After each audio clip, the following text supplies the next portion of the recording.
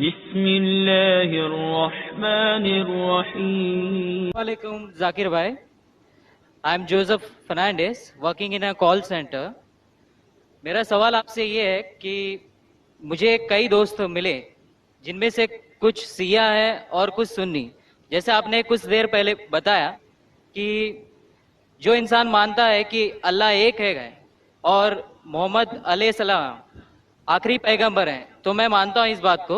تو اگر میں یہ کہوں کہ میں مسلمان ہوں تو یہ جھوٹ نہیں ہے.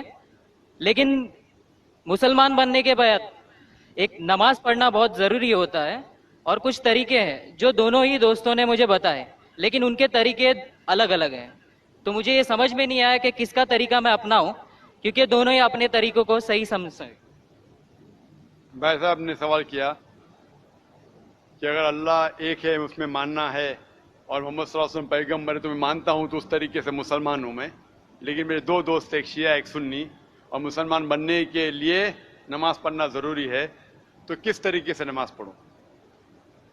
بھائی صاحب آپ کہتے ہیں کہ اللہ ایک ہے, آپ مانتے ہیں کہ اللہ کے پیغمبر محمد صلی اللہ علیہ وسلم آخری پیغمبر ہے, تو آپ نے کہا کہ کس طریقے سے نماز پڑھوں. یہ شیعہ سنی جو آپ نے پوچھا, آپ جب قرآن پڑھیں گے قرآن میں نہ شیعہ ہے نہ سنی ہے, قرآن میں نہ شیعہ ہے نہ سنی ہے.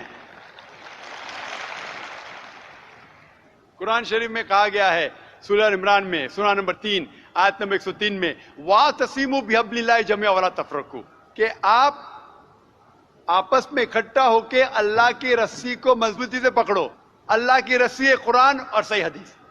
تو آپ دیکھیں قرآن میں کیا لکھا ہے اور اللہ کے رسول کے صحیح حدیث میں کیا لکھا ہے. تو جو بھی آپ سے کچھ کہتا ہے اگر قرآن اور صحیح حدیث کے مطابق ہے آپ اس کی بات مانو. جو ذاکر کہتا ہے وہ بھی کچھ اہم نہیں اسلام میں, ذاکر اسلام میں زیرو ہے. جو ذاکر کہتا ہے وہ بات ماننا ضروری نہیں, لیکن جب میں قرآن کا حوالہ دیا تو آپ کو قرآن کی بات ماننا فرض ہے.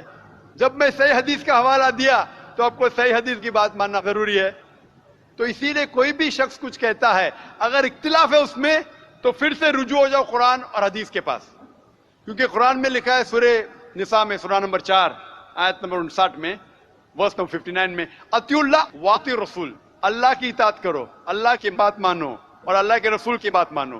اور وہ لوگ those who have been charged with authority, جو اولو الامر ہے, وہ لوگ جو آپ کے امیر ہے. لیکن اگر ان میں اختلاف ہے پھر سے رجوع ہو قرآن و حدیث کے پاس, اللہ اور اللہ کے رسول کے پاس. تو اگر دو شخص دو عالم کوئی بھی اگر اختلاف ہے آپ پھر سے مڑو اللہ اور اللہ کے رسول کے پاس, قرآن اور صحیح حدیث کے پاس.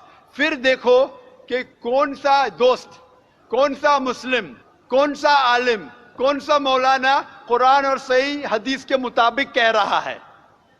آپ سمجھے؟ تو اس سے پتا چلے گا کہ کیا صحیح ہے.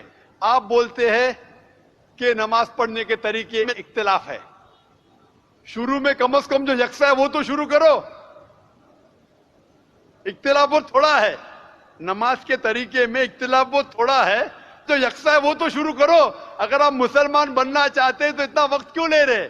خالی نام کے مسلمان ہونا ضروری نہیں ہے, وہ کوئی فائدہ نہیں. عملی طور پہ مانو کہ اللہ ایک ہے, اس کی عبادت کرو اور آخری رسول محمد صلی اللہ علیہ وسلم پہ ایمان لاؤ.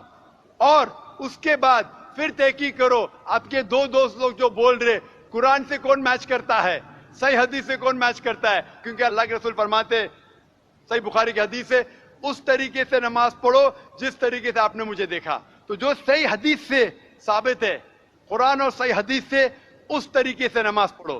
لیکن اگر 19-20 فرق ہے کم از کم جو یکساں ہے وہ تو شروع کرو. اختلافی باتوں پہ تحقیق کرو, انشاءاللہ پتہ لگ جائیں گا آپ کو کیا صحیح ہے. تو انشاءاللہ ابھی آپ صرف نام کے مسلمان مت نہ ہو, عملی طور کے اوپر مانو کہ اللہ ایک ہے اور اللہ کے رسول محمد صلی اللہ علیہ وسلم آخری پیغمبر ہے. Hope that answers the question.